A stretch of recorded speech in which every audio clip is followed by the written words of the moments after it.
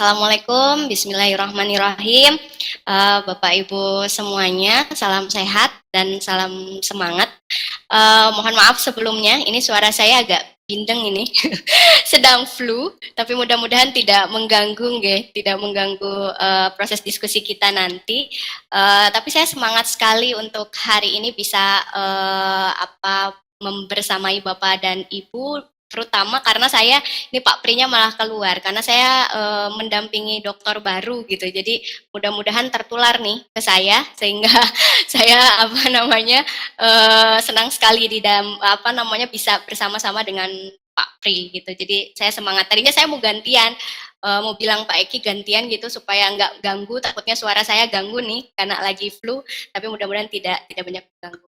Oke, yang saya hormati Ketua MGMP PPKN Belitung ya Pak Lukman Prastomo nggih, Sarjana Pendidikan. Terus kemudian juga tadi Pak Lukman ada koordinator juga ya MGMP? Betul. Iya benar Bu. Koordinator MGMP PPKN Pak Mualim Sumar, betul ya? Iya Pak Mualim Sumar SPD Bu. Oke. Terus kemudian juga Ketua MGMP PPKN Belitung Timur Pak Rahmat SPD dan Pak Kaprodi juga tadi saya lihat Pak Kaprodi PPKN UAD alhamdulillah juga membersamai. Terus kemudian tadi saya juga melihat ada Pak Trisna juga salah satu dosen di PPKN UAD dan pemateri pertama tadi Pak Dr. Supriyadi MSI dan Bapak Ibu guru PPKN seluruhnya di Belitung dan Belitung Timur yang sangat saya banggakan dan sangat saya hormati.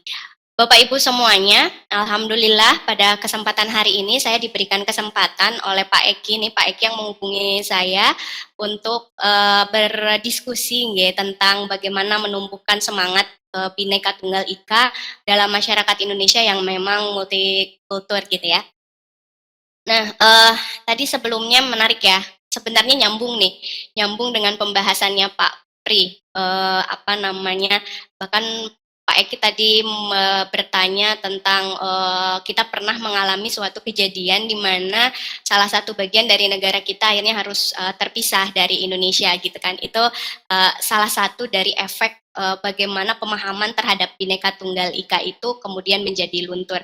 Nah, tapi kan kita ketahui ya Bapak Ibu bahwa Timur Timur masuk ke Indonesia, itu tadi Pak Pris juga sudah menjelaskan bahwa berbeda ya dengan wilayah-wilayah lainnya. Sejarahnya, secara sejarah kan berbeda, sehingga memang ketika terlepasnya pun ada hal-hal ya yang memang perlu kita lihat baik sejarah kemudian ekonomi gitu ya. Sebenarnya Timur Timur negara yang memang secara keadaan ekonominya memang tidak terlalu banyak memberikan kekuatan terhadap devisa negara. Analisisnya seperti itu kan ya, ada penelitian yang mengungkapkan itu. Jadi ketika terpisah pun oke, gitu ya. Terus kemudian juga ada analisis yang memang melihat dari segi sosiologis. Sebenarnya tadi Pak Pri politis ya. Kalau Mas Eki sepertinya menjelaskan. Nah, oke. Pak Pri nih ada. Pak Pri ini saya dilanjutkan saya dulu nggih Pak Pri. Oke, lanjut. Masih nyambung kok. Secara politis ya tadi betul Pak Pri menjelaskan bahwa ada seperti pengambilan suara terbanyak ya, kita pelajari itu bahwa kenapa Timur Timur bisa akhirnya lepas karena suara terbanyak memang akhirnya dipisahkan lah bahwa Timur Timur harus memang terpisah dari Indonesia. Tapi yang menjadi efek negatifnya ke kita adalah negara lain melihat bahwa negara kita ternyata keutuhannya gitu ya, keutuhannya itu mudah sekali terganggu. Nah, ini yang memang menjadi tugas besar kita gitu ya. Ini yang menjadi tugas besar kita bahwa kita perlu sekali menguatkan. Nah, ini yang akan kita bahas saat ini ya, konseptual Bhinneka Tunggal Ika ini seperti apa gitu, sehingga negara lain itu perlu melihat negara kita ini agama dan sebagainya itu justru menjadi penguat gitu ya, itu justru menjadi penguatnya negara kita. Nah, itu pembukaan sedikit ya tadi karena nyambung. Tadi juga saya menarik Pak Pri tentang bahwa nasionalisme ini nih sulit loh gitu dibentuk. Nah, guru PPKN padahal punya kekuatan besar untuk itu. Betul kan Bapak Ibu? Kita tuh disuruh untuk melatih bahwa siswa itu harus punya rasa nasionalisme gitu ya. Ada sangkut pautnya nih yang akan kita bahas saat ini yaitu tentang Bhinneka Tunggal Ika. Tapi sebelumnya saya izin share screen dulu nggih Bapak Ibu. Nggih. Bapak Ibu terlihat ya? Mudah-mudahan terlihat. Ini saya diberikan materi ini oleh panitia. Mungkin karena salah satunya alasannya saya mengajar mata kuliah yaitu pendidikan multikultural ya. Jadi saya diberikan amanah untuk mengkaji tentang konsep-konsep tentang pendidikan multikultural. Terus kemudian perkenalan dulu ya, siap Bapak Ibu, siapa nih gitu ya, yang sedang tiba-tiba disuruh jadi pembicara di depan Bapak Ibu yang sudah sangat luar biasa. Saya yakin Bapak Ibu di sini sudah sangat luar biasa sekali. Nama saya Syifa, saya lahir di Garut tanggal 26 Agustus 1989. Saya dosen di PPKN UAD itu dari tahun 2015 ya Bapak Ibu. Saya S1 di UPI Bandung, S2 di UPI Bandung, kemudian lulus S1 2011, lulus S2 tahun 2014. Kemudian saya pernah menjadi guru honorer juga di 2 sekolah ya. Saya pernah di SMP dan juga di SMK. Itu pengalaman saya. Nah, tentunya hal ini kenapa saya harus sampaikan kepada Bapak Ibu semuanya supaya kita bisa karena kalau belajar pendidikan multikultural gitu ya, ketika kita mau ada atau misalnya kita mau berdiskusi dengan satu kelompok, maka kita harus tahu dulu gitu kelompok itu tuh terdiri dari apa sih atau siapa sih, kenapa sih, terus lalu apa yang menjadi alasan kemudian dia itu ada di sini. Nah itu kan itu perlu sekali kita menganalisis itu. Nah, Bapak Ibu, ini perkenalan dari saya. Sebelumnya saya ingin kenal Bapak Ibu. Kalau Pak Lukman ini kebetulan saya lihat dari NIP-nya ini kelahiran tahun 91 ya Pak Lukman. Iya benar Ibu. Betul. Terus Tahun kalau Pak Rahmadin yang MGMP PPKN Belitung Timur itu kelahiran 86. Nah, saya ingin tahu Bapak Ibu mungkin bisa di kolom chat nih sambil nanti saya lihat Bapak Ibu kelahiran tahun berapa saja supaya saya bisa mengidentifikasi nih yang di depan saya ini Bapak Ibu dari usia berapa. Boleh di chat dituliskan. Bisa ya di kolom chat. Nanti biar saya bisa melihat. Oke, Mas Eki 92. Mas Eki 92, Bapak Ibu yang lainnya. Oke, ada yang 94. Bapak Ibu yang lainnya boleh. Mungkin ini Bu Epa ya, 94. Nah, ada yang 79 nih, Pak Mualim. Ya. Terus 81. Oke. Ya, oke. Terima kasih Bapak Ibu semuanya. Boleh sambil menuliskan lagi. Saya lanjutkan ya, Bapak Ibu. Kenapa saya harus tahu nih, Bu Siva, untuk apa sih Bu Siva tahu tahun lahir saya supaya saya tahu nih yang di depan saya ini Bapak Ibu yang sudah berapa lama mengajarnya. Tentunya yang kelahiran seperti saya 89 misalnya akan berbeda pengalaman mengajarnya dengan Bapak Ibu yang lahirnya sudah tahun 1972 gitu ya. Pengetahuannya artinya sudah banyak pengalamannya gitu ya. Nah, tentunya saya tidak akan membahas secara terlalu konsep karena memang hal itu menjadi hal yang biasa di PPKN. Ini tentunya guru-guru PPKN sudah biasa mengajar ini gitu ya.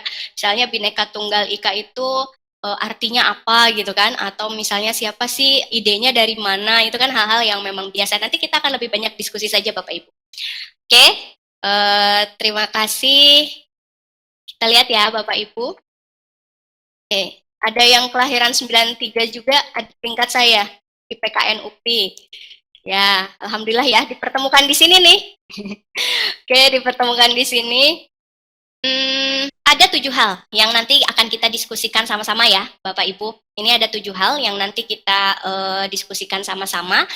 Pertama, kita akan lihat maknanya dulu. Karena sebelum kita ke secara analisis gitu ya, kita pasti harus tahu dulu maknanya dan tadi seperti yang saya sampaikan, Bapak Ibu bahwa kalau bicara tentang makna, tentunya ini adalah hal yang biasa gitu ya. Bapak Ibu misalnya menjelaskan kepada peserta didik Bhinneka Tunggal itu apa, Bhinneka Tunggal Ika itu apa, itu sudah konsep yang biasa Bapak Ibu jelaskan. Terus kemudian yang kedua, penggagas gitu ya. Penggagas Bhinneka Tunggal Ika itu siapa tentunya, atau dari mana sih idenya Bhinneka Tunggal Ika itu. Ini juga menjadi hal yang memang sepertinya sudah biasa ya Bapak Ibu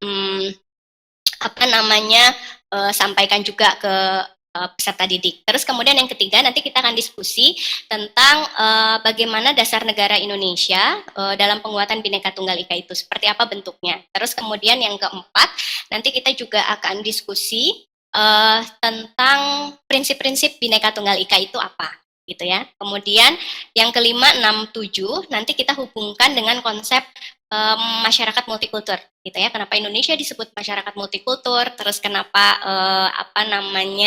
kemudian Bhinneka Tunggal Ika dan multikultur itu hubungannya seperti apa, apakah baik-baik saja gitu ya. Nanti kita akan diskusikan tentang itu. Jadi nanti kita akan bicara 7 hal ini Bapak Ibu.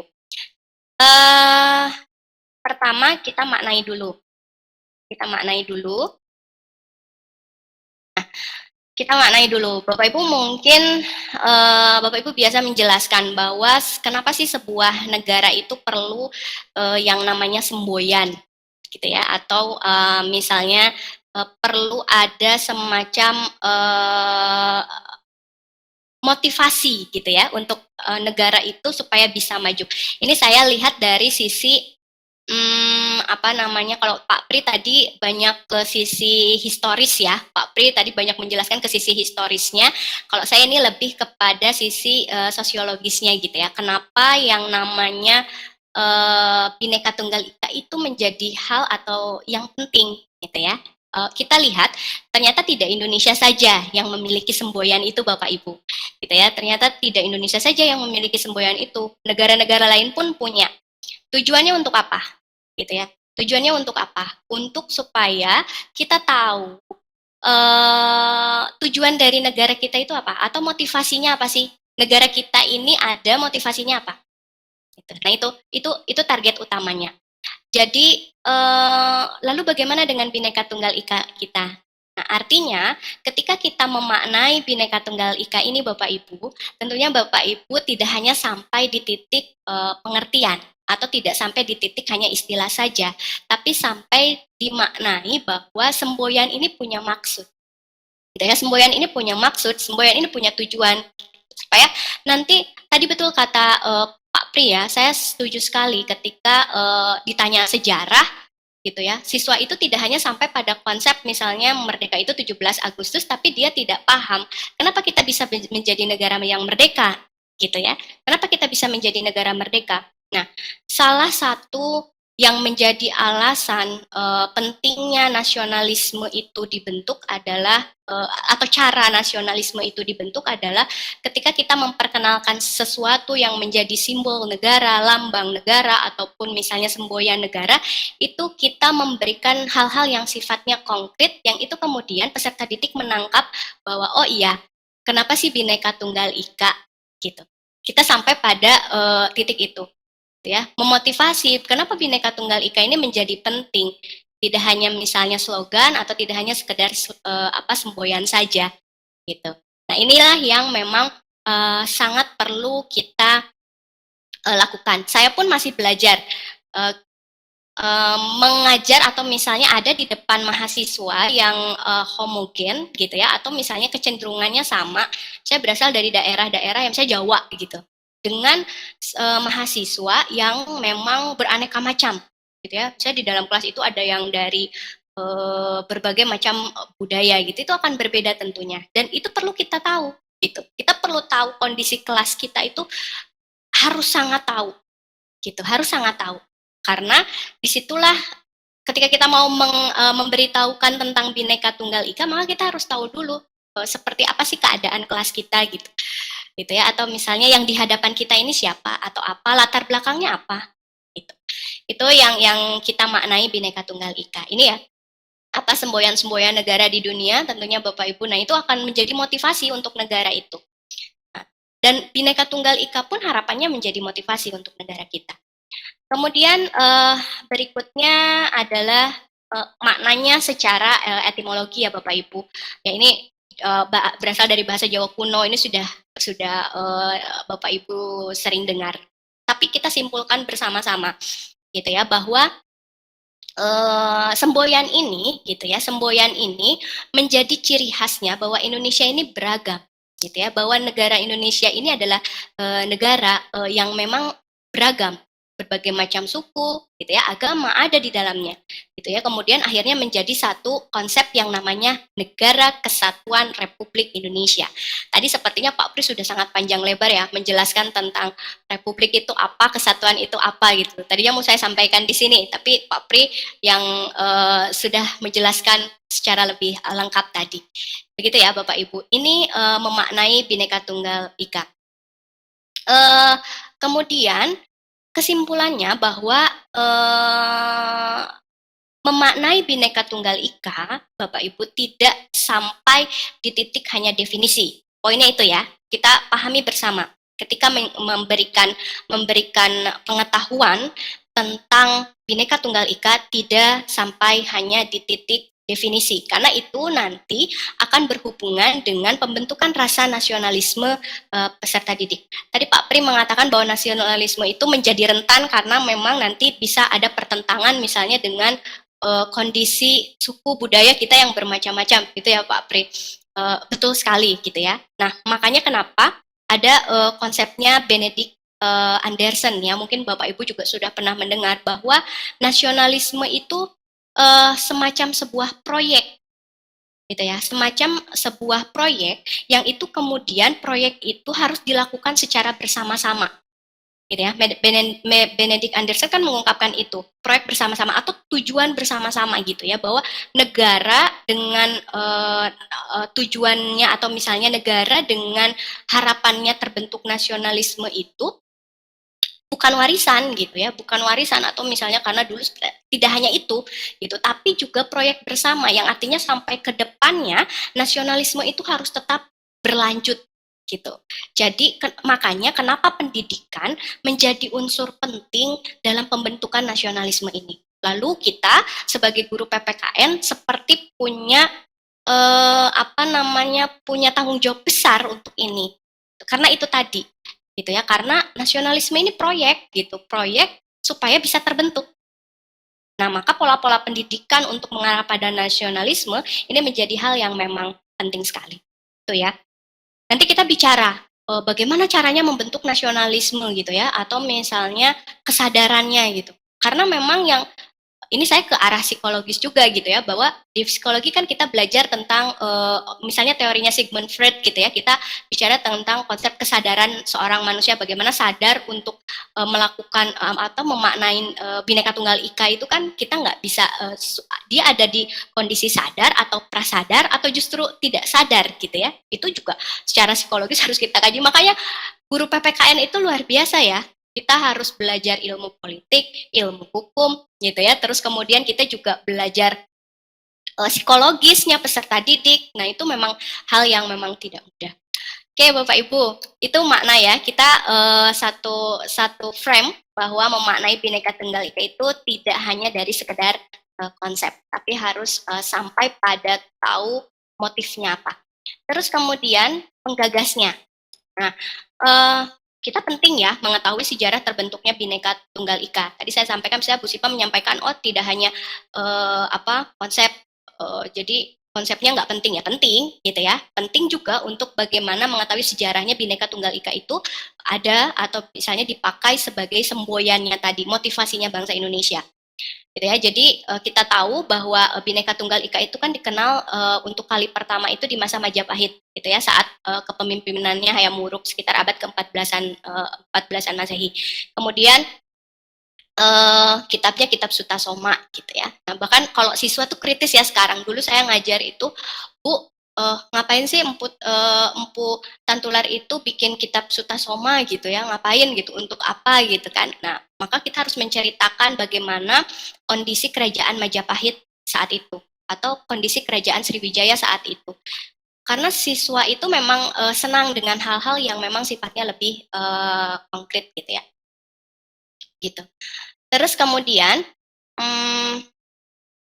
jadi penggagasnya gitu, kita arahkan bahwa kita sepakati bersama penggagas dari konsep Bhinneka Tunggal Ika ini. Kemudian ini tentang dasar negara Indonesia dalam penguatan Bhinneka Tunggal Ika. Bahwa frasenya sendiri atau kalimat Bhinneka Tunggal Ika-nya sendiri itu memang ditulis oleh seorang orientalis yang memang ahli bahasa Belanda bernama Ken gitu ya, lengkapnya Johan Hendrik Caspar Ken.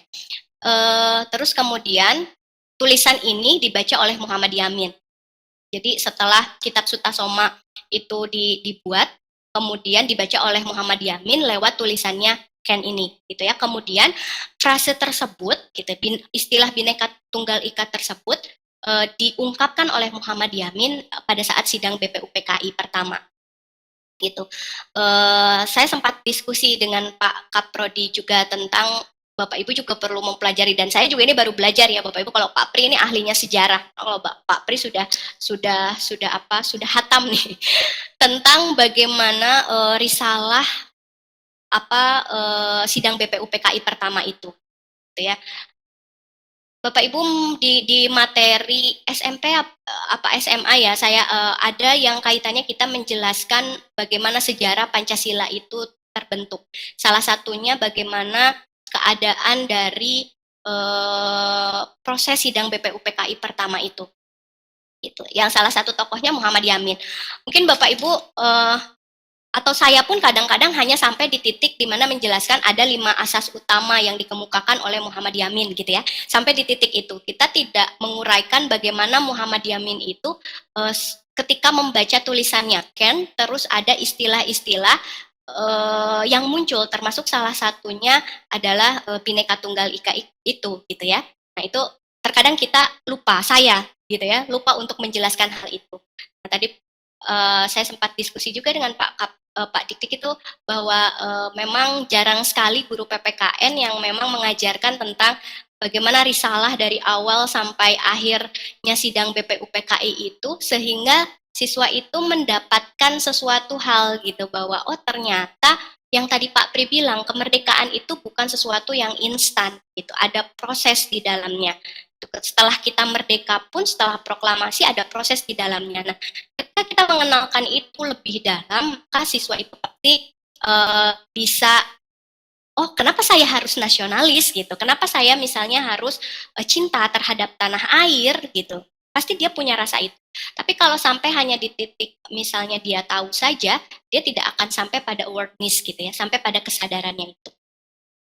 Nah kemudian lalu setelah sampai dengan tahun 50-an itu kita belum punya yang namanya lambang negara gitu. Kita di tahun 50-an itu kita belum punya yang namanya lambang negara sampai muncullah peraturan pemerintah nomor 66 tahun 1951 yang isinya tentang lambang negara. Ya salah satunya adalah Garuda Pancasila dengan semboyannya Bhinneka Tunggal Ika yang memang dicengkram oleh burung Garuda.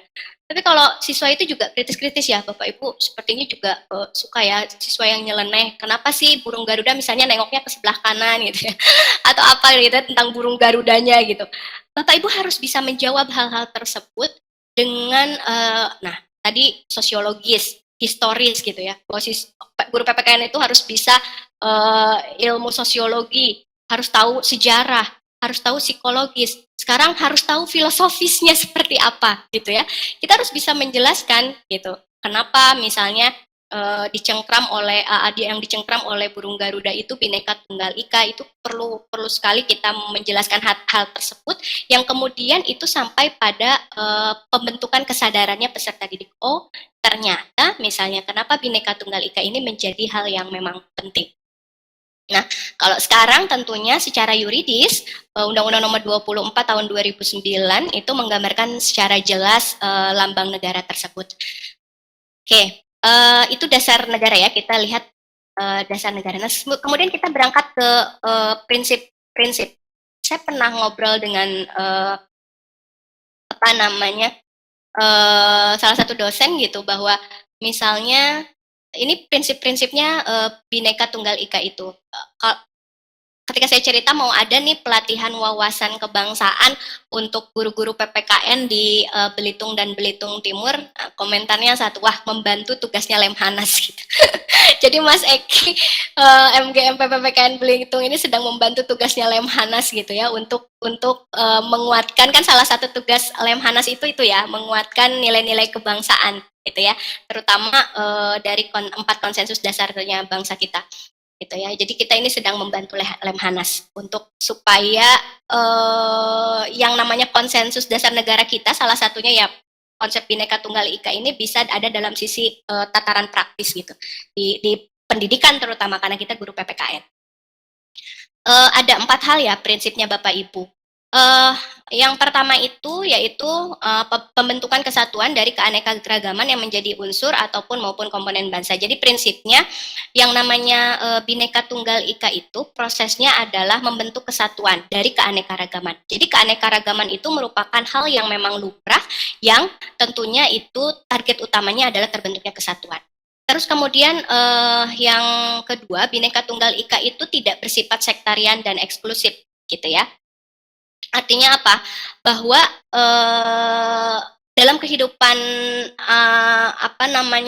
dalam kehidupan berbangsa dan bernegara ini, konsep Bhinneka Tunggal Ika ini yang paling utama adalah tidak misalnya orang itu lebih canggih atau orang itu misalnya kelompok tertentu itu lebih canggih, lebih oke, lebih bagus, tidak. Maka Bhinneka Tunggal Ika ini punya prinsip untuk bisa menghindari hal-hal yang memang sifatnya seperti itu, ya sektarian atau eksklusif gitu ya. Aku yang paling oke gitu ya. Nah itu Bhinneka Tunggal Ika itu. Nah dalam proses pendidikan pun kita berupaya untuk itu. Bagaimana misalnya kita mengenalkan bahwa proses-proses pembelajaran yang ada itu tidak eksklusif gitu ya, tidak ada yang eksklusif. Terus kemudian Bhinneka Tunggal Ika itu tidak hanya bersifat formalistis gitu ya, tapi juga ada unsur-unsur yang sifatnya ada ke tataran praktis gitu ya, tidak hanya formal tapi juga ke tataran praktis. Kemudian Bhinneka Tunggal Ika itu sifatnya konvergen gitu. Apa itu artinya? Jadi yang dibesar-besarkan itu bukan perbedaannya, karena tadi keanekaragaman itu adalah lumrah. Jadi dalam prinsip Bhinneka Tunggal Ika yang dibesar-besarkan itu bukan perbedaannya, tapi justru dari perbedaan itulah ada muncul sebuah kekuatan. Makanya tadi Pak Prim menyampaikan juga ya, konsep tentang misalnya ya kesukuan atau suku itu misalnya penting gitu ya, kekuatan, tapi juga rasa bahwa kita adalah negara juga itu juga menjadi hal yang penting gitu ya. Nah itu. Uh, Terus kemudian Bapak Ibu, jadi ada kita samakan persepsi ya Bapak Ibu. Nanti kita bisa diskusikan. Ada 4 hal yang memang secara prinsip Bhinneka Tunggal Ika itu. Yang pertama ya tentang keanekaragaman. Kemudian yang kedua, Bhinneka Tunggal Ika itu punya prinsip tidak ada yang lebih oke gitu. Dari kelompok tadi bangsa sudah dijelaskan Pak Pri ya. Dari bangsa itu tidak ada yang lebih baik. Pokoknya tidak ada yang eksklusif. Terus kemudian yang ketiga, sifatnya itu bukan hanya formalistis tapi juga sampai pada titik implementatif. Terus kemudian yang keempat, prinsipnya itu adalah konvergen. Ya, artinya ada unsur di mana perbedaan itu bukan hal yang harus dibesar-besarkan. Nanti kita bicara lagi lebih jelas di konsepnya multikultural. Oke, nah lalu cara menumbuhkannya seperti apa? Nah ini kan, nah tadi yang saya sampaikan, bahwa cara menumbuhkan Bhinneka Tunggal Ika itu harus sampai pada titik awareness gitu ya, kesadaran. Termasuk nasionalisme tadi gitu ya, Pak Pri menyampaikan sulit nih, karena memang tatarannya bukan hanya tahu tapi sampai sadar gitu, gitu ya, sampai dengan sadar. Ini kan saya empat cara menumbuhkan ini, bahwa satu, misalnya bangsa Indonesia menyadari bahwa keragaman suku agama itu merupakan unsur pemecah. Misalnya yang pertama ya, melainkan sebagai satu modal kita untuk misalnya terjadi persatuan dan kesatuan. Itu pertama. Kemudian kedua,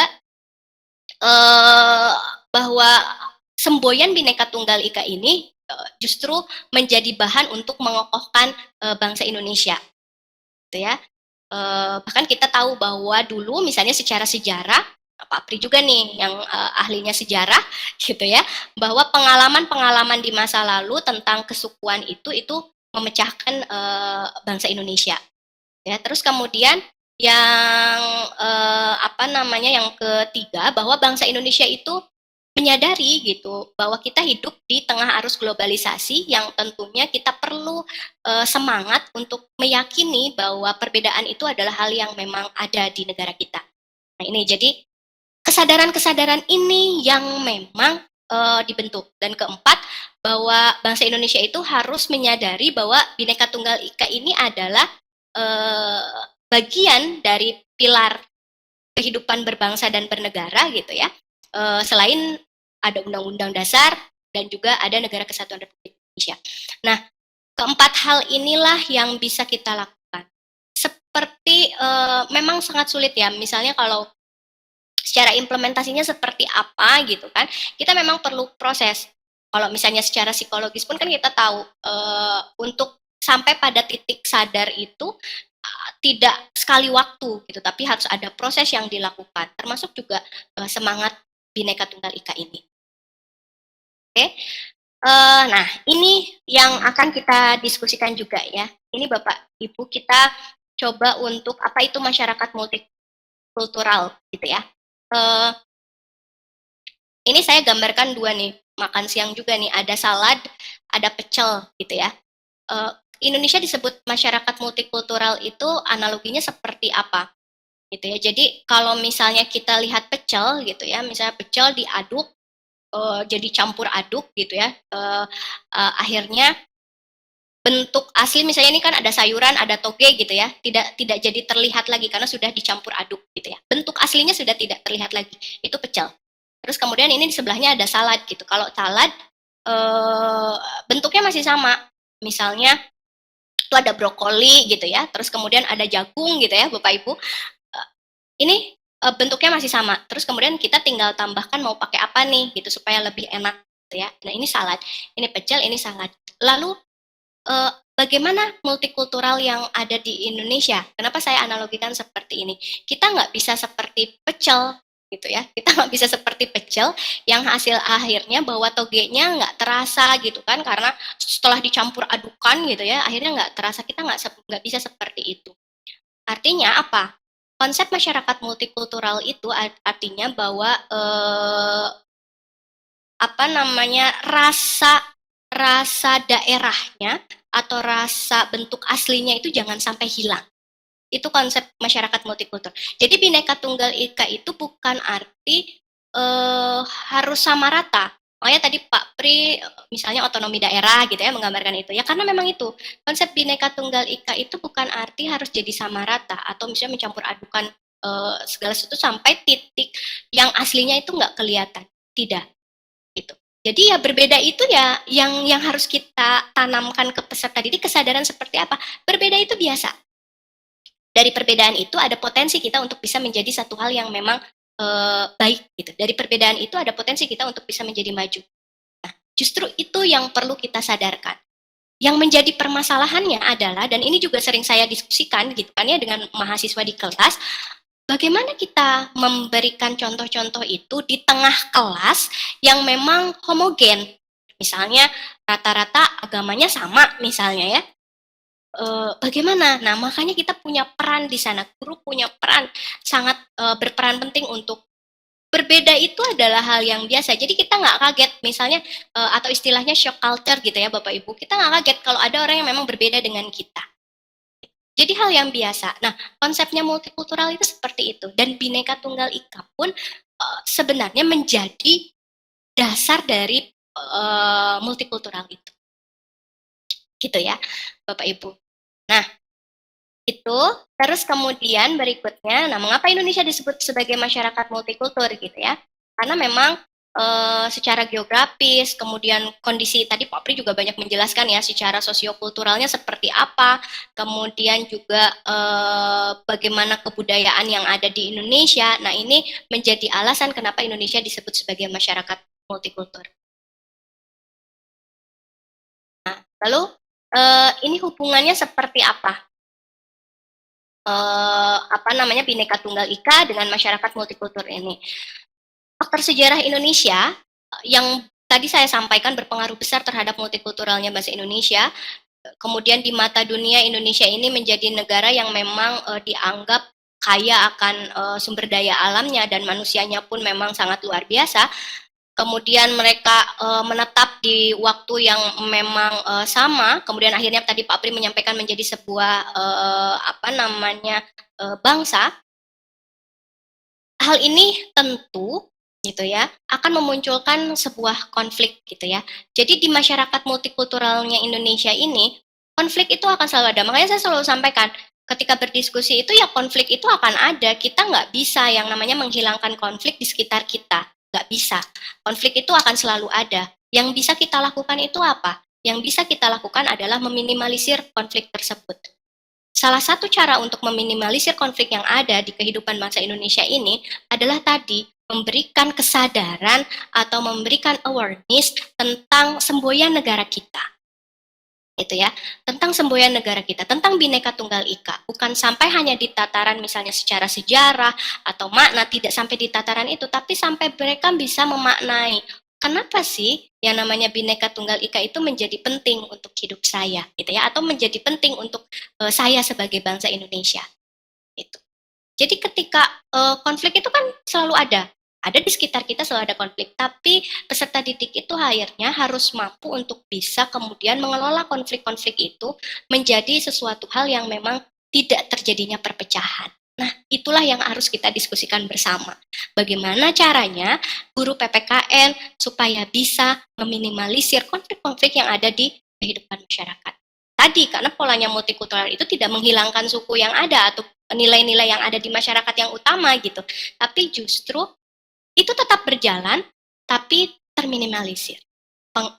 Saya pernah juga sampaikan ini ya, bahwa pengetahuan tentang keberagaman itu tidak sampai di titik bahwa misalnya berbeda-beda, tidak hanya sampai di situ saja, tapi berbeda-beda itu melihat bedanya ini, kenapa bedanya ini, apa bedanya ini. Nah itu yang perlu kita tanamkan. Mungkin itu Bapak Ibu dan Pak Pri, mudah-mudahan ada hal yang memang bisa kita diskusikan, karena saya lebih senang berdiskusi ya, saya nggak akan terlalu banyak Bapak Ibu. Kita diskusi saja apa yang Bapak Ibu tanya. Justru kan luaran dari kegiatan ini harapan kita bisa punya yang namanya artikel ya, esai ya, Pak Lukman ya, esai ya, betul ya? Iya. Nah, esai. Nah, justru kita berdiskusi saja apa yang memang sudah dilakukan oleh Bapak Ibu, termasuk juga saya gitu ya, ketika melakukan proses pembelajaran yang akhirnya konsep Bhinneka Tunggal Ika itu tidak hanya di tataran konseptual gitu ya, tapi sampai pada implementatif. Justru itu yang nanti akan kita diskusikan. Mungkin itu saja yang bisa saya sampaikan. Monggo Pak Lukman. Baik, terima kasih Ibu Siti Aulia, MPD, yang telah menyampaikan dengan begitu rinci ya tadi tentang menumbuhkan semangat Bhinneka Tunggal Ika dalam masyarakat multikultural Indonesia, di mana di situ tadi disampaikan adanya pentingnya negara, perlu adanya semboyan tadi, kemudian juga disampaikan landasan teoritisnya sampai kepada hubungan Bhinneka Tunggal Ika dengan masyarakat multikultural itu sendiri. Ya, Bapak Ibu, kami membuka sesi diskusi untuk materi yang kedua ini. Silakan kepada Bapak Ibu yang ingin bertanya kepada Ibu Siva, waktu dan tempat kami persilakan. Mungkin bisa langsung raise hand tadi Bu ya. Ya, silakan Bapak Ibu untuk bertanya.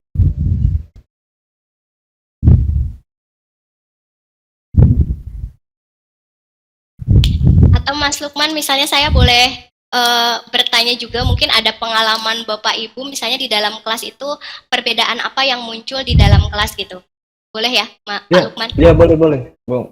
Oke.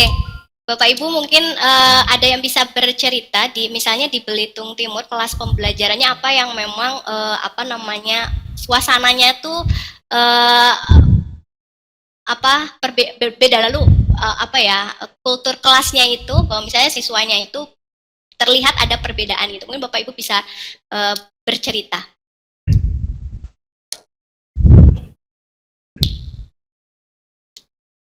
Pak Eki mungkin? Pak Eki, coba bisa bercerita Supaya nanti kalau saya ingin ya, apa namanya, kita tidak hanya sampai di sini, mungkin suatu saat kalau sudah COVID ini mulai mereda gitu ya, saya jalan ke sana ya, saya melakukannya. Pak Pri senang ya kalau misalnya kita bisa ke sana, berkunjung ke sekolah-sekolah, melakukan riset gitu bersama dengan Bapak Ibu guru. Saya rasa itu menarik. Makanya kita harus tahu nih, mungkin Bapak Ibu bisa menceritakan kira-kira apa sih di kelas yang memang bisa menjadi bahan Bapak Ibu untuk melakukan proses pembelajaran. Saya lihat ini di pesannya itu Bapak Ibu ini sudah senior-senior. Pak Eki, silakan Pak Eki mungkin.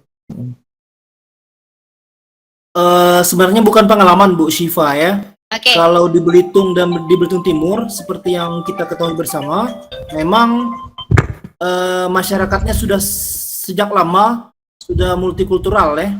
Jadi di sini setiap etnis, setiap suku itu sudah hidup berdampingan. Jadi memang kadang-kadang peristiwa-peristiwa nasional ya, seperti di berbagai daerah yang lain ya, pengerusakan rumah ibadah dan lain sebagainya, termasuk bullying gitu ya, hampir dikatakan jarang terjadi di tempat kami, karena memang kesadaran akan menjaga daerah itu sudah menjadi sebuah rasa yang begitu penting gitu. Jadi sense of belongingnya, rasa memilikinya terhadap daerah itu sudah terbangun di sini. Ya seperti Bapak Ibu ketahui lah, beberapa tokoh nasional pun berasal dari sini kan, seperti Pak Yusril Iza Mahendra kan, pakar hukum tata negara. Kemudian yang paling kontroversial kemarin Bapak Basuki kan, atau Pak Ahok yang kita kenal itu juga dari Belitung Timur kan. Nah beberapa tokoh itu memang ini hal itu menunjukkan bahwa memang di Belitung secara umum ya, baik Belitung maupun Belitung Timur, keberagaman itu sudah terbentuk sejak lama. Mungkin itu Bu Sipa sedikit pandangan saya. Oke, ini Pak Lukman sepertinya ada. Terima kasih Pak Eki. Ya, nanti mungkin suatu bisa kita kolaborasi ya, bisa riset bareng nanti atau melihat apakah betul nih kesadaran tentang kecintaan terhadap daerahnya itu begitu sangat kuat di sana. Nanti kita bisa kolaborasi bareng. Ini ada pertanyaan dari Bapak atau Ibu ya di chat itu. Bapak itu, Pak Ruah itu Bu. Oh Pak Ruah, ada pertanyaan dari Pak Ruah maunya 1989 gitu lahirannya. Nah, oke Pak Ruah, pertanyaannya menarik nih Pak Ruah tentang bagaimana sebagai guru PPKN itu kita menjelaskan kepada siswa untuk bisa mengambil sikap tentang misalnya ya persekusi terhadap kelompok-kelompok Ahmadiyah. Misalnya pengerusakan atau Ahmadiyah, misalnya pengerusakan pengeboman gereja dan lain-lain. Betul sekali ya Bapak Ibu. Nah inilah yang memang membawa peserta didik ke kondisi yang realistis gitu ya. Artinya membawa peserta didik ke kondisi yang memang sebenarnya dia hadapi itu penting sekali. Jadi tadi itu ya, kita harus melihat memberikan pengalaman kepada mereka tentang nilai. Bahwa misalnya ya tadi konflik itu selalu ada, perbedaan itu ada. Misalnya ada Ahmadiyah betul gitu ya. Terus kemudian agama kita berbeda-beda, iya gitu. Tapi bagaimana caranya kita menghadapi perbedaan itu? Artinya membiasakan diri terhadap hal-hal yang beda itu. Nah, itu kesadaran itu yang perlu memang kita tanamkan ke peserta didik. Termasuk misalnya ketika ada perbedaan terus kemudian kita kasar terhadap orang yang berbeda, apakah itu nilai yang positif? Nah, kalau misalnya ada teknik pembelajaran namanya visiting ya Bapak Ibu, value clarification teknik, di mana kita membuat pola pembelajaran, siswa itu diajak untuk memilih nilai sesuai dengan kebiasaannya sehari-hari, gitu ya. Itu bisa kita lakukan, gitu ya. Mengklarifikasi nilai, mana sih yang baik, mana yang tidak baik. Oke, ada yang berbeda. Apakah perbedaan itu kita kemudian harus berlaku kasar terhadap yang berbeda terhadap kita? Apakah bisa dilakukan dengan jalan yang baik? Nah, kita ajak seperti itu. Kita ajak dialog. Makanya kenapa di dalam proses pembelajaran untuk meminimalisir konflik itu kan ada dialog. Gitu. Bagaimana caranya supaya kita bisa dengan perbedaan itu terus kemudian tidak terjadi yang namanya kekerasan. Kenapa kekerasan itu menjadi tidak elok terlihatnya? Nah, nanti kan ada nilai estetika nih, bahwa misalnya kan kehancuran, kerusakan, itu kan sesuatu yang memang, atau bisa kita bawa ke arah agama. Apakah benar misalnya Tuhan kita itu suka dengan yang namanya tindakan kekerasan? Nah, kita ajak ke arah situ. Nah, maka peserta didik kalau misalnya kita ajak seperti itu, mereka berpikir bahwa oh iya benar ya, Allah nggak suka tuh gitu ya, Allah nggak suka tuh. Nah itu kita ajak seperti itu. Terus kita ajak ke realitas juga, memang ada pengebomannya gitu ya. Terus kenapa sih orang tersebut melakukan itu gitu? Nah kan kita ajak berpikir sampai sejauh itu. Kenapa sih orang tersebut melakukan pengeboman gitu ya? Misalnya persekusi terhadap Ahmadiyah itu, misalnya kita katakan Ahmadiyah itu memang tidak baik, oke misalnya karena seperti itu, tapi apakah memang layak misalnya kita melakukan tindakan kekerasan seperti apa? Nah, diskusi, dialog itu adalah merupakan sarana untuk kita bisa melakukan proses pembelajaran. Tapi kadang-kadang guru kita kita kadang Bapak Ibu juga mungkin merasakan ya, wah Siva, KD PPKN itu ruwet. Kompetensi dasar PPKN itu ruwet gitu ya. Saya pernah ngajar di SMK juga gitu ya, ruwet gitu ya. Terus kemudian akhirnya hanya konsep yang bisa kita sampaikan. Nah, Bapak Ibu, tentunya sebagai seorang pendidik ya saya juga belajar gitu ya, belajar untuk bisa pembelajaran itu jadi meaningful gitu ya, penuh dengan makna. Sayang sekali kalau misalnya pembelajaran yang kita lakukan tidak ada makna. Makanya saya selalu sampaikan di dalam proses pembelajaran gitu bahwa yang paling penting itu adalah pengalaman belajar, gitu ya. Pengalaman mereka ketika belajar. Bukankah kadang-kadang kita yang paling diingat itu, oh guru ini senangnya kalau ngajar itu seperti apa gitu kan? Yang tersimpan itu kan seperti itu Bapak Ibu guru. Nah tentu itu yang memang perlu kita tanamkan. Itu ya, mudah-mudahan terjawab. Kalau tidak nanti boleh kita diskusi lagi di lain kesempatan. Terus kemudian sejak ya betul, sejak pemilu 2014 gitu ya, rusaknya persatuan itu mulai terasa gitu ya. Terus kemudian misalnya ya sekarang media sosial kita dipenuhi dengan isu-isu politik dan itu sampai ke peserta didik gitu ya. Terus kemudian bagaimana yang harus pertama dilakukan adalah guru PPKN harus tahu. Guru PPKN harus tahu medianya apa yang digunakan oleh siswa gitu. Yang paling penting itu. Misalnya sekarang siswa lagi up to date misalnya pakai Twitter kah atau pakai IG kah atau pakai Facebook kah, guru PPKN harus ikut ke situ gitu. Gitu. TikTok Bu Siva.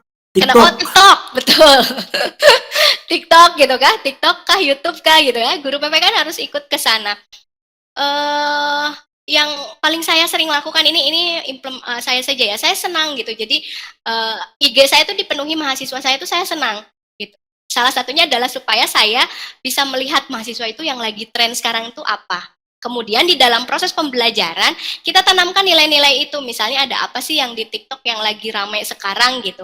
Atau misalnya nilai ini nih ya, misalnya kasusnya Mbak Imong gitu ya, Bapak Ibu, kan kasusnya Mbak Imong tuh dengan kakek itu, nah kan ada nilai itu di sana, gimana betul. Ke orang tua itu kita nggak boleh menghardikan, tapi sopan di sisi lain sopan santun, terus tapi di sisi lain kita ajak untuk melihat itu berita-berita itu, nah itu yang perlu kita. Kemudian akhirnya yang paling senang itu kan kalau lihat berita itu nontonnya nggak sampai akhir. Kalau saya misalnya itu nggak saya sampai akhir, saya tuh lebih seneng lihat komentarnya gitu.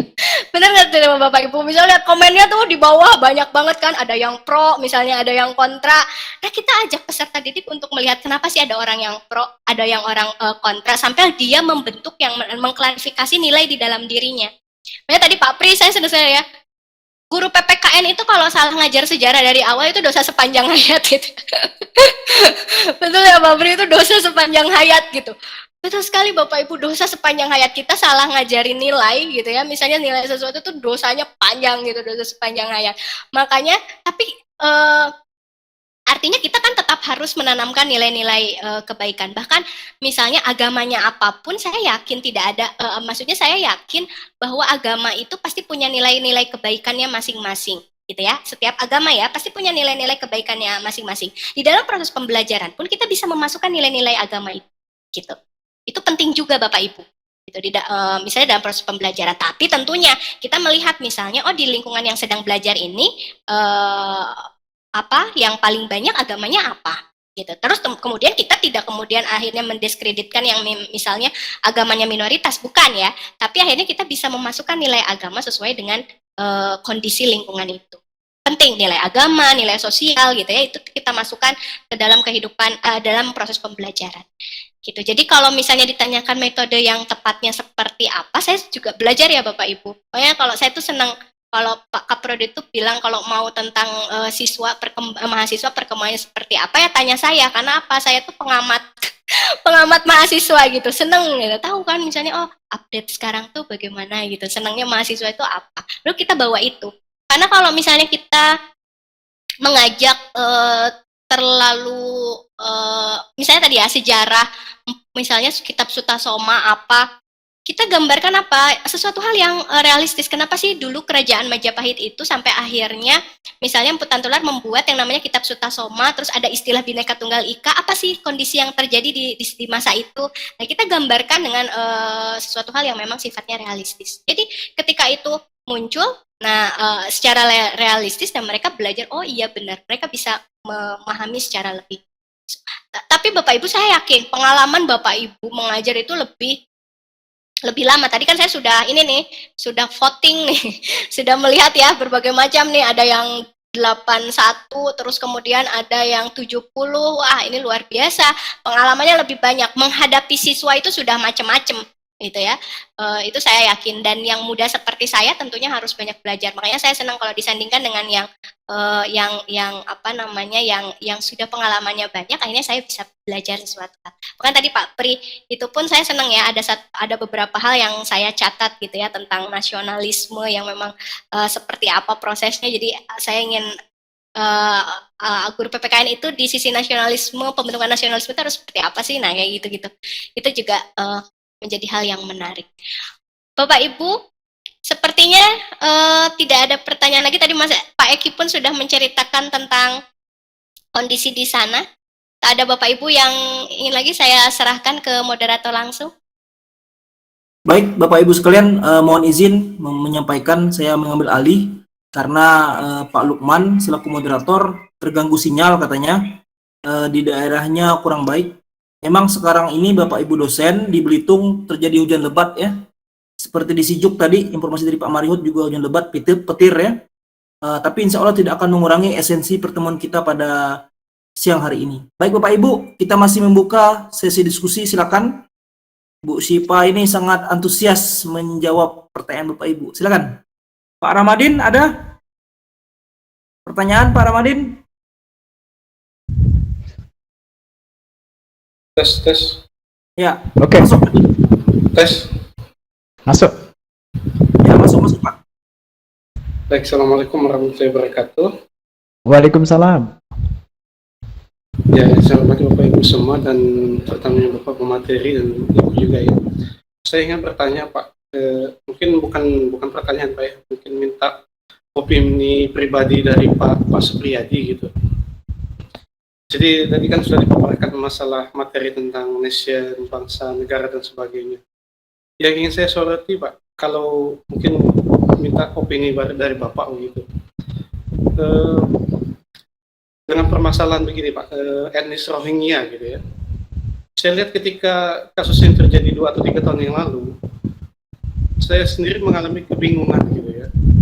Bagaimana dengan masalah solusi dari etnis Rohingya ini. Jadi saya herannya adalah ketika seluruh dunia itu memuja sistem negara, nation dan sebagainya, kenyataan ini ada di depan mata begitu. Ada orang yang secara dunia internasional bingung menjelaskannya begitu. Bahkan pemerintah sendiri, maaf ya kalau mungkin agak menyinggung pendukungnya. Saya lihat juga berlambat-lambat. Sesuatu hal yang dulu saya bayangkan ketika masih belajar bahwa kita begitu aktif di ASEAN gitu kan. Kalau ada permasalahan regional itu kan minimal lah mengadakan pertemuan tingkat tinggi antar menteri luar negeri. Kok semakin kesini kok nggak ada lagi inisiatif seperti itu. Jadi politik luar negeri kita ini agak heran juga sebagai guru PPKN saya melihatnya. Jadi kasihan sekali ya ini Rohingya ini. Mereka ini mau kemana begitu? Nggak ada yang ngakui, nggak ada yang mau menyelesaikan, semuanya sampai lepas tangan begitu kan. Jadi saya membayangkan kalau misalnya siswa kita ada yang kritis dan bertanya, untungnya masih anak-anak SMP belum sampai situ pemahamannya. Mungkin mahasiswa sudah mengkritisi ya. Karena saya bingung, jadi masih relevankah konsep nation, bernegara dan sebagainya. Karena di satu sisi saya lihat juga begini Pak, kalau saya lihat polanya begitu Pak ya, para ini misalnya, dalam masyarakat awam pemahaman kita itu masih terikat sekali dengan satu negara, satu bangsa dan sebagainya. Kalau saya lihat Pak, kalau yang namanya penjahat keuangan, money laundering dan sebagainya itu, para pengusaha itu dia tidak sudah lintas batas. Mereka punya usaha di Indonesia, kekayaannya di luar negeri gitu kan. Dan semua perangkat hukum bisa dia beli, bisa dia terobos dan sebagainya. Jadi kadang saya mikir, apakah di 2021 ini masih relevan begitu Pak, konsep nation. Sedangkan ya tadi Pak, ada dua permasalahan yang bertentangan gitu kan. Tapi saya melihat apa, kalau dari orang yang, kalau saya begini saja Pak ya, karena gara-gara kemajuan teknologinya juga memandang bahwa ada semacam pemahaman gitu. Kalau kita kaitkan dengan konsep agama begitu, apakah benar begitu tanda-tanda akhir zaman itu bahwa orang itu tidak akan lagi bersaudara berdasarkan lintas negara atau bangsa tadi, tapi orang akan bersaudara berdasarkan kepentingan tadi. Kan saya mikir kalau ini kaitkan konsep, ya ini hanya teori konspirasi ala-ala web murahan gitu Pak ya, tapi kami suka baca gitu.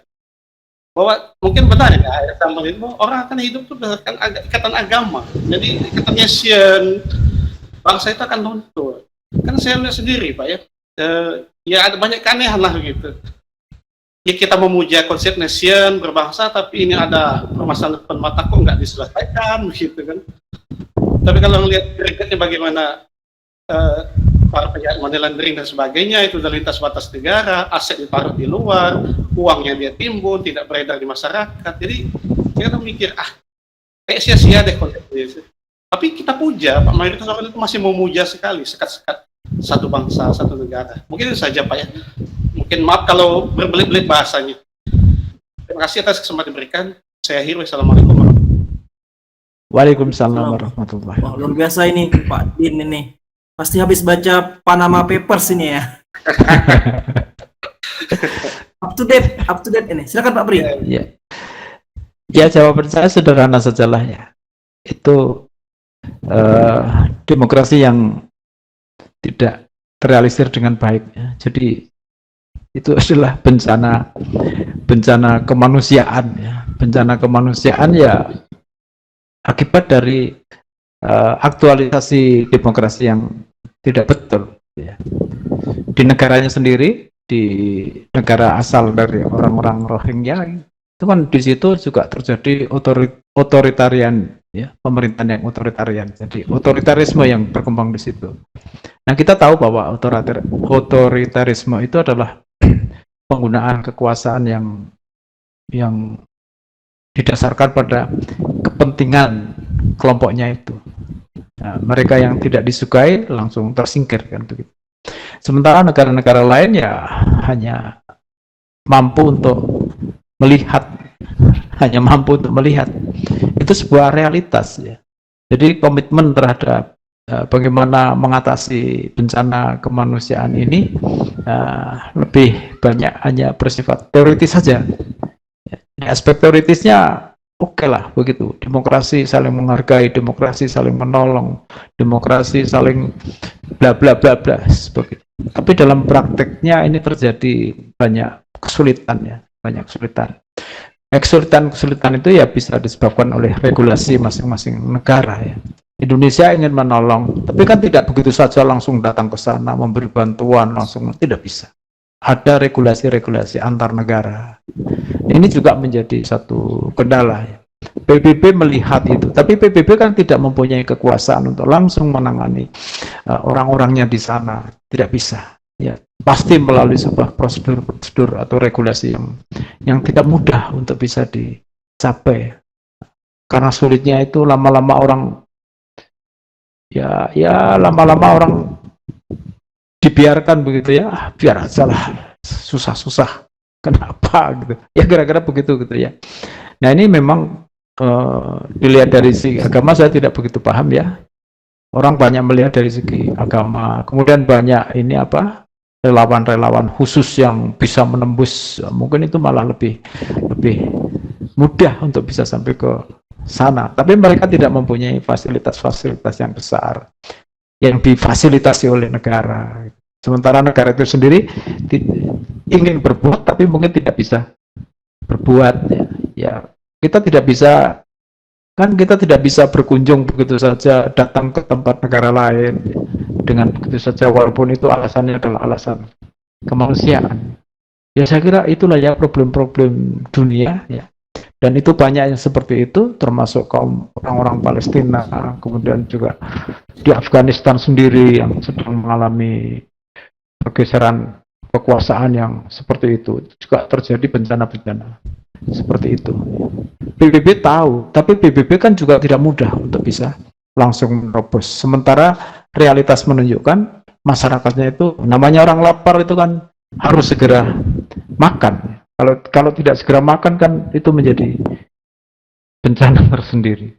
Ya, saya kira begitu ya. Jadi walaupun orang mengagung-agungkan demokrasi, ya dalam prakteknya juga tidak mudah karena terhambat oleh regulasi-regulasi masing-masing negara maupun masing-masing kelompok-kelompok yang mestinya bisa berbuat menjadi tidak bisa berbuat dengan cepat. Ya. Saya kira begitu fenomenanya. Ya. Jadi tidak salah secara teoritis, tetapi dalam praksisnya tidak bisa berjalan dengan sebaik-baiknya. Ya. Saya kira begitu, Mas Egi. Baik, terima kasih Pak Supri atas penjelasannya. Oke Pak Din ya. Sip, mantap. Oke, baik. Bapak Ibu, Pak Eki, kami buka lagi. Ya, silakan Bu Sipa. boleh saya berkomentar sedikit ya, karena menarik ya ini tentang Boleh. Rohingya. Nggih. Boleh. Pak Rahmatin ya, kaitannya tentang ada satu nilai yang sifatnya universal yang itu pun ada di dasar negara kita ya, ada di Pancasila, yaitu tentang nilai kemanusiaan ya. Kalau saya lebih ke tataran implementatif ya Pak Rahmatin, bahwa pada dasarnya nilai kemanusiaan itu adalah nilai yang sifatnya memang universal. Jadi sepertinya semua negara paham terhadap nilai itu, dan begitupun dengan Indonesia gitu ya. Jadi kalau saya berpikir bagaimana caranya supaya ini secara implementatif ya. Misalnya tadi Pak Rahmatin mengatakan bahwa mungkin ini di tataran siswa SMP belum sampai gitu, tapi bisa jadi gitu ya, mereka tahu gitu, atau mereka membaca, atau misalnya mereka pernah mendengar tentang kasus kemanusiaan yang memang ada di negara yang lain gitu ya. Pasti mereka mungkin satu atau dua orang itu. Nah, kemudian yang perlu dilakukan adalah kita memperkenalkan tentang nilai kemanusiaan gitu ya, bahwa semua agama ada nilai-nilai yang sifatnya universal, yang itu sebenarnya semua agama itu mengatakan nilai Pancasila itu kan sifatnya universal ya, kemanusiaan, keadilan gitu ya. Itu adalah nilai-nilai, itulah yang memang kita perlu strategi untuk itu. Bagaimana caranya realita yang ada di sekitar kita, kemudian nilai-nilai yang ada di sekitar kita itu menjadi praksis gitu ya, menjadi praksis, artinya terimplementatif. Walaupun memang nyatanya kita tidak bisa memberikan solusi yang memang implementatif, tapi pada prinsipnya gitu ya, kita masih bisa memperkenalkan itu. Bagaimana pentingnya yang namanya nilai kemanusiaan, bahkan secara secara teoritis kan kita juga mengajarkan tentang yang namanya hak asasi manusia, ya kan ya, itu pun sinkron dengan nilai kemanusiaan itu. Mungkin itu saja sih. Jadi saya hanya ingin, karena memang kebetulan saya juga ngajar pendidikan nilai dan moral gitu ya, jadi bagaimana caranya supaya nilai-nilai yang ada, terutama nilai Pancasila yang memang ada di sebagai dasar negara kita itu dianggap sebagai sesuatu hal yang memang ketika itu terjadi di negara lain pun kita bisa konkret seperti apa yang perlu dilakukan. Nah, mungkin itu yang bisa saya sampaikan. Terima kasih Pak Eki dan Pak Rahmatin. Baik, terima kasih Bu Sipa atas penjelasannya. Bapak Ibu silakan, jika ada yang ingin bertanya kita buka ruang diskusi. Oke, silakan Pak Mualim. Baik Pak Eki, terima kasih. Saya baru bergabung lagi. Tadi sempat keluar sebentar. Memang posisi di Belitung, khususnya di Sejuk, hujan di Skyperfield. Jadi mungkin paparan yang disampaikan oleh Ibu tadi belum saya ikuti secara keseluruhan. Sebenarnya sangat menarik sih sebenarnya, tapi belum bisa saya ikuti secara keseluruhan tentang kebinekaan tadi ya. Cuman mungkin terkait dengan kebinekaan ini ada satu hal yang menjadi kalau dikaitkan dengan nasionalisme juga tadi, sepertinya sekarang ini kok bangsa Indonesia atau negara kita ini ada semacam ketakutan gitu ya, ketakutan akan perbedaan, ketakutan akan semakin menurunnya rasa nasionalisme gitu. Saya temukan ini ketika kemarin kita adakan AKM, jadi survei lingkungan belajar, itu pertanyaan-pertanyaan yang diajukan kepada Bapak Ibu guru yang mengikuti survei lingkungan belajar mengarah ke arah situ gitu. Nasionalisme itu kemudian dipertanyakan kembali, kemudian perbedaan itu dipertanyakan kembali gitu. Kira-kira apakah memang kondisi bangsa kita udah mulai seperti itu sehingga negara ini kok ada semacam ketakutan? Itu aja mungkin Pak Eki. Terima kasih. Assalamualaikum warahmatullahi wabarakatuh. Waalaikumsalam warahmatullahi wabarakatuh. Baik, terima kasih Pak Mualim. Silakan Bu Syifa. Pertanyaannya sangat luar biasa nih, karena kemarin Bu Syifa guru-guru sudah mengisi ANBK Pak, Bu. Asesmen Nasional Berbasis Komputer. Oh, nggih, asesmen nasional Ya. berbasis komputer, nggih. Silakan Bu Syifa. Ketakutan tentang nasionalisme ini menarik sekali, termasuk juga salah satu mungkin Bapak Ibu juga mengalami yang CPNS, PNS gitu ya, tes-tes tentang wawasan kebangsaan dan sebagainya juga ya, menjadi hal yang memang sepertinya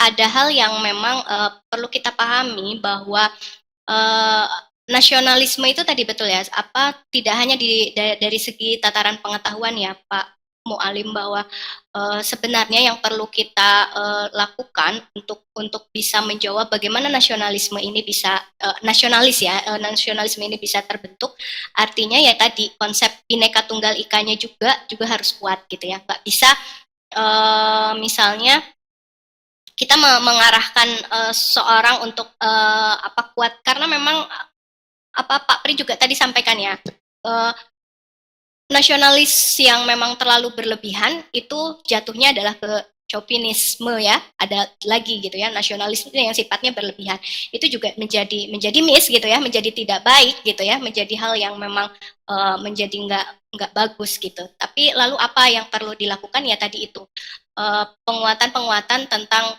makna dari semboyan kita Bhinneka Tunggal Ika gitu ya, bagaimana perbedaan menjadi hal yang lumrah, terus kemudian kita mencintai negara itu punya alasan gitu ya, kita mencintai negara itu punya alasan, kita nggak bisa suka terhadap sesuatu kalau kita nggak punya alasan. Nah, alasan-alasan itulah yang kita perlu berikan gitu ya, penjelasan-penjelasan itulah yang perlu kita berikan, yang perlu kita kuatkan gitu ya, terutama kalau misalnya dalam proses pendidikan ya pendidik dan peserta didik hubungannya, maka kita jelaskan itu. Mengapa kita perlu misalnya mencintai negara, atau kenapa sih kita perlu melindungi negara, atau itu alasan-alasan itu yang memang perlu penguatan. Jadi nampaknya seperti itu. Ada hal yang menarik juga ya. Kebetulan kan mata kuliah seperti misalnya Pancasila, PKN ini di tataran perguruan tinggi ya, itu mungkin Bapak Ibu juga merasakan itu menjadi bagian yang memang ada di kurikulum gitu ya, wajib gitu. Seperti misal kalau di persekolahan juga kan mata kuliah PKN mata pelajaran PKN itu menjadi mata pelajaran yang penting. Tapi kalau misalnya dominan di dalamnya itu konseptual gitu ya, atau misalnya teoritis gitu ya, itu juga menjadi hal yang memang kabur, tujuannya menjadi kabur gitu ya, nggak jelas. Padahal kan inti dari proses pendidikan tadi Pak Pri juga sudah menyampaikan, PPKN itu ya ada knowledge-nya, ada skill-nya gitu ya, ada juga disposition-nya gitu ya, ada pengetahuannya, ada sikapnya, terus kemudian itu. Termasuk tadi ya ketakutan untuk pendidikan pelaksanaan pendidikan karakter gitu ya, apakah bisa apa enggak gitu ya, terus kemudian seperti apa prosesnya gitu ya.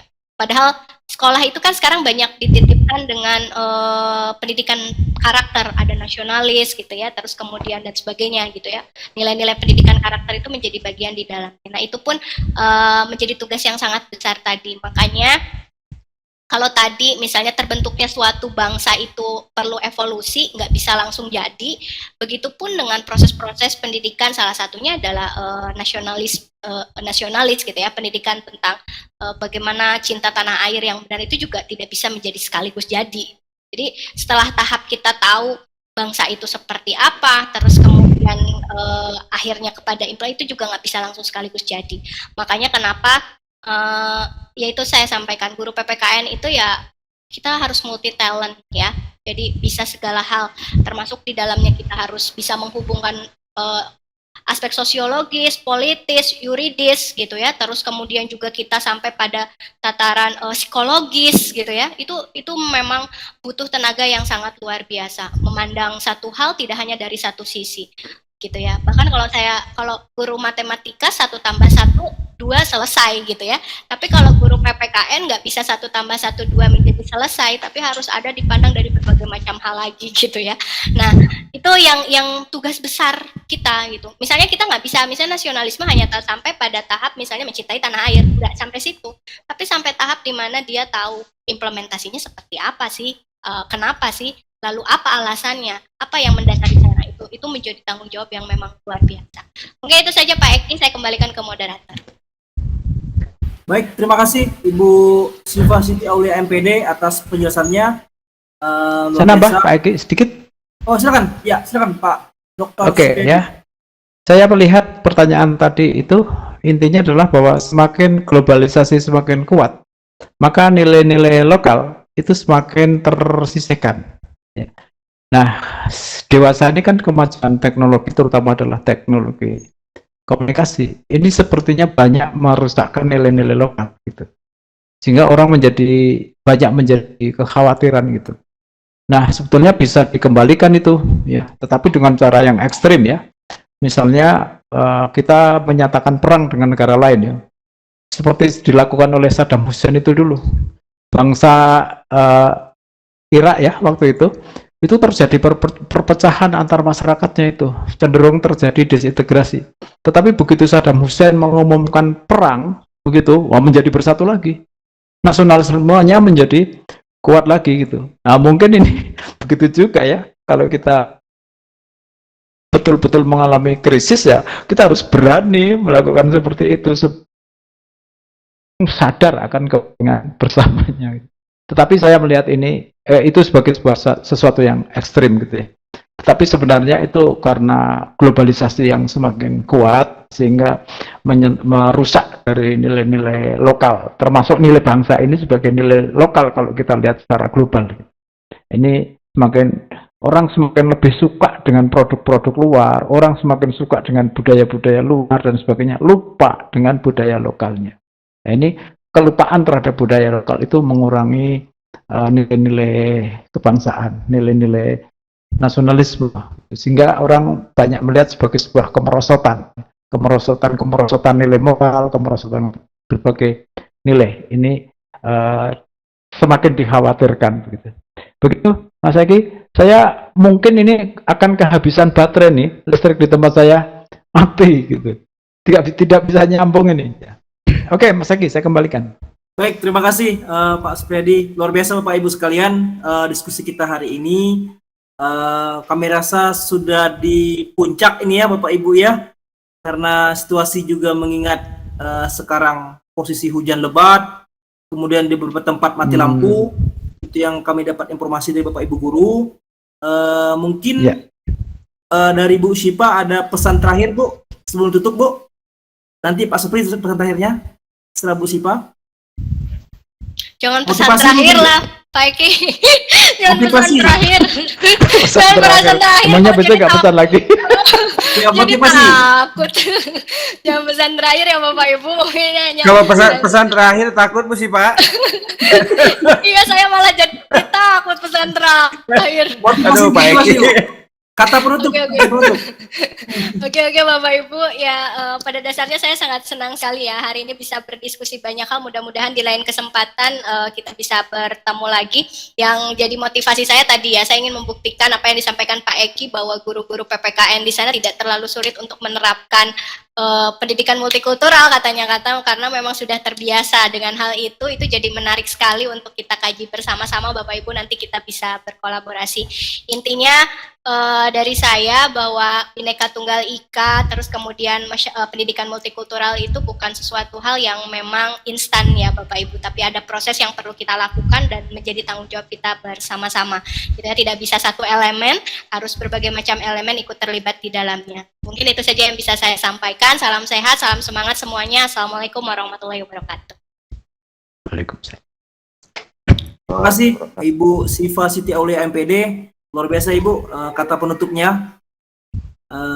Insya Allah menjadi pesan berkelanjutan Bu untuk berikutnya.